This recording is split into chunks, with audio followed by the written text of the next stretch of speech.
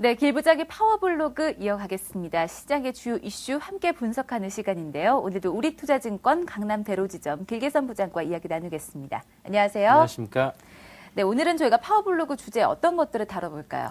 네, 금일 주제는 S&P 500으로 바라본 증시 전망이 되겠는데요. 사실상 국내 증시는 거의 종속적으로 미국 증시에 연동이 돼 있다고 대부분 판단을 하고 있고요. 또 다우 증시보다는 S&P 500 증시를 봐야 되는 것은 업종 대표주로 편중되어 있는 30개 종목에 국한된 다우 지수보다는 실제로 미국의 대형 기업들, 애플과 같은 이러한 기업들이 포함되어 있는 S&P 500에 집중해서 시장에 연동해서 판단을 해야 되기 때문에 주제를 그렇게 정했습니다. 네, 제가 앞서서 또 앞선 코너에서도 잠깐 말씀을 드렸지만 S&P 500 지수가 밤사이 1350선을 넘어서면서 종가를 기록을 했습니다. 과거 역사상으로 1300포인트를 넘었던 것은 한 15번 정도에 불과하고요. 이렇게 종가상으로 1350포인트를 지켜냈던 건 거의 유례가 없는 일이었는데 국내 주식시장이 워낙에도 뉴욕 주식시장의 분위기를 따라가다 보니 S&P 500 지수의 이런 흐름에 조금 더 주목을 하게 됩니다. 추가적인 상승을 이끌 수 있지 않을까라는 기대감도 갖게 되는데 증시 전문가들은 S&P 500 지수의 향후 전망을 어떻게 보고 있습니까? 전체적인 레인지라든지 또 전 세계에서 유수한 투자은행들의 투자 분석가들의 전망을 한번 살펴볼 필요가 있을 것 같습니다. 전체적으로는 다우지수만 가지고 시장을 평가하기에는 상당히 좀 왜곡된 부분이 많기 때문에 S&P 500의 목표가를 점검해 보는 것이 상당히 좀 중요하겠고요.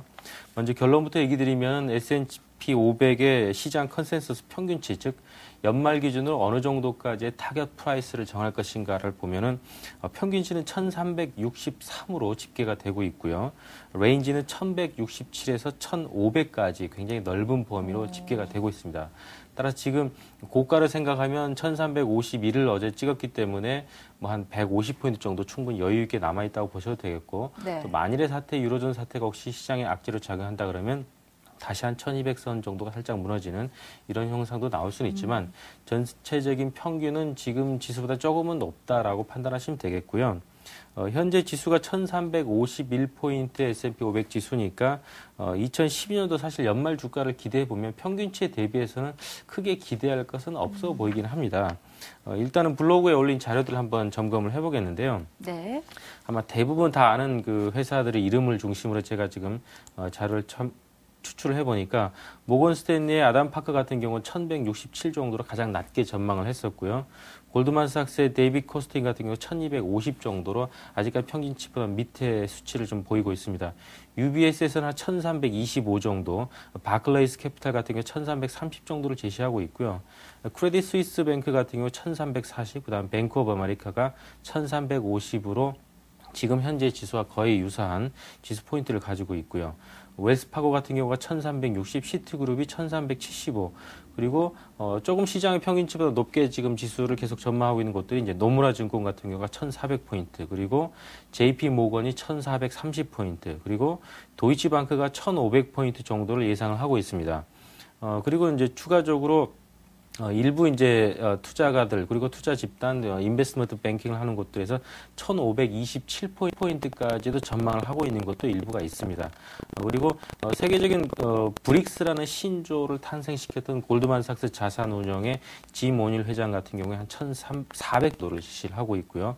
그다음에 채권형 펀드로 굉장히 유명한 블랙락 같은 경우에는 1350 정도를 제시하고 있는데 이것을 제가 한번 평균치를 쭉 그래프로 도식화해서 나열을 해봤더니 이러한 그 하단부터서 평균적인 수치를 지나서 이 상단까지 플랫한 경향을 보이고 있는데요.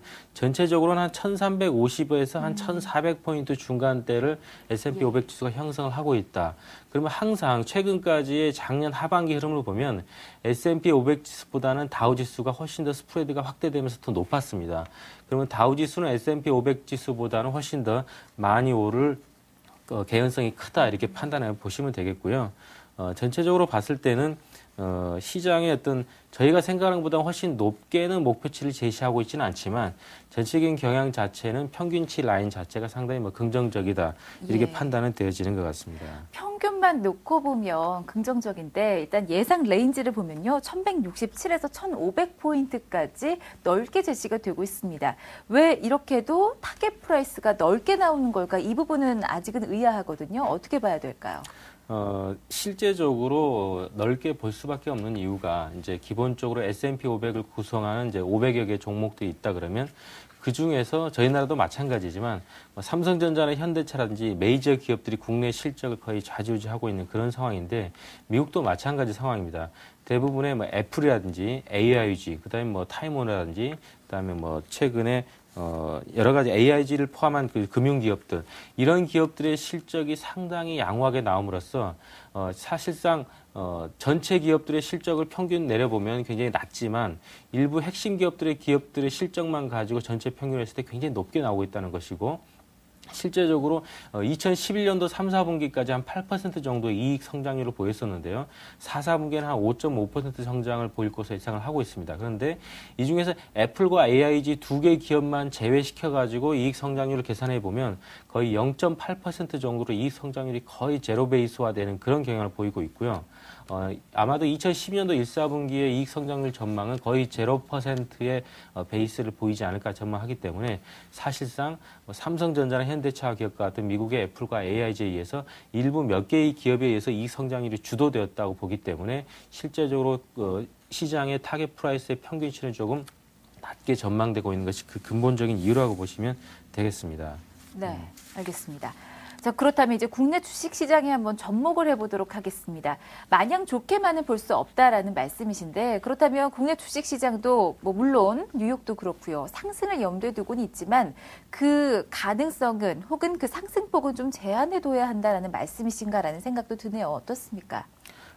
최근에 이제 증시가 많이 올라온 상태이고 2,000포인트를 꽤 찍어놓은 상황이기 때문에 여기서 더 추가 상승을 하느냐, 아니면 약간의 눌림목을 주고 상승을 하느냐, 아니면 또는 재반락하느냐에 대한 의견이 상당히 분분한데, 네. 아직까지는 뭐 기조적으로 전체적인 시장의 컨센서스는 상승한다 쪽에 무게중심이 쏠리고 있고요.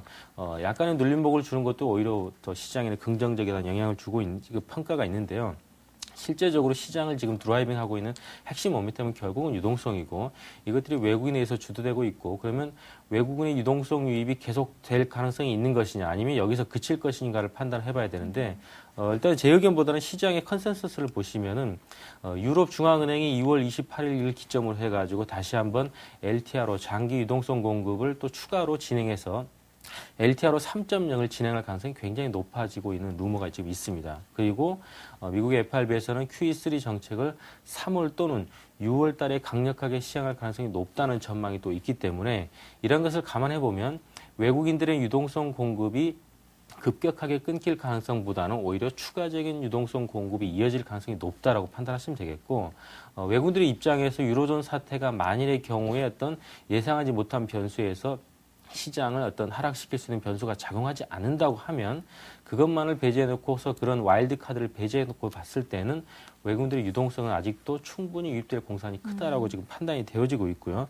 또 실제적으로 유동성 공급이 일부가 제한된다고 하더라도 국내 시장에 대한 특히 이머징 마켓에 대한 외국인들의 시장 배팅 가능성은 아직도 조금 더 미국 시장보다는 조금 높게 유지되고 있다는 측면을 판단해봐야 될 것 같습니다. 사실 그런데 환율이 조금 부담입니다. 꽤 많이 떨어져 있는 상황이거든요. 달러 환율을 고려한다면 외국인의 매수 여력은 얼마 남지 않았다라는 생각도 드는데 이 부분은 어떻습니까?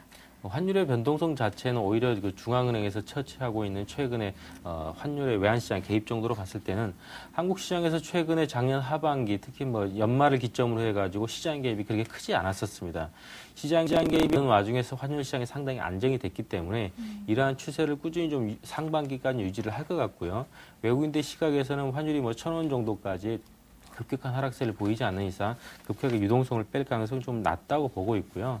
기본적인 펀더멘탈의 개선은 없지만 유동성에 의해서 주도되고 있는 장이기 때문에 유동성이 있을 것이다 없을 것이다 또는 뭐 중앙은행이 시장에 대한 환시 개입을 할 것이다 말 것이다 이런 가능성은 좀 낮지 않나 이렇게 판단이 되어지고 있습니다. 결국 뭐 미국도 그렇고 국내 주식시장도 그렇고 마찬가지입니다. 모두 유동성 공급에 힘입어서 상승을 하고 있고요. 다만 기업들의 성장 부분에 있어서는 조금 더 확인할 것이 남아있는 시점이다라는 의견이었습니다. 자, 오늘 우리투자증권 강남대로지점 길계선 부장 수고해 주셨습니다.